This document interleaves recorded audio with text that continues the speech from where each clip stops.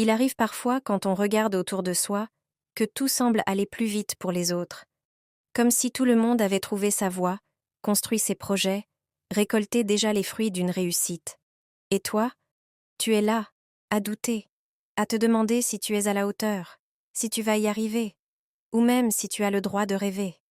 C'est une sensation humaine, universelle, celle de la comparaison. Elle s'infiltre doucement, presque sans qu'on s'en rende compte. Mais rappelle-toi ceci, la comparaison est souvent injuste, car tu compares ton chapitre 1 à leur chapitre 12.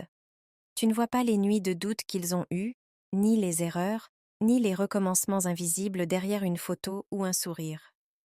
Ton parcours est unique.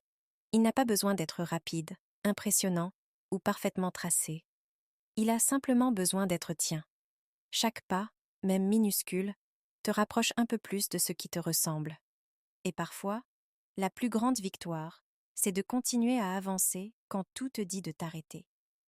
Alors, comment faire face à cette tentation de se comparer? Commence par revenir à toi, à ce qui t'anime, à ce qui te touche. Écris ce que tu veux construire, pour toi, pas pour impressionner, pas pour répondre aux attentes, mais parce que ça compte à tes yeux.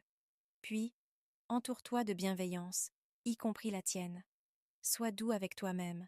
Autorise-toi l'imperfection, les pauses, les doutes. Ce ne sont pas des faiblesses, ce sont des étapes. Le monde n'a pas besoin d'une version copiée de ce que d'autres ont déjà fait. Il a besoin de ce que toi seul peux apporter. Tu n'as pas besoin de courir.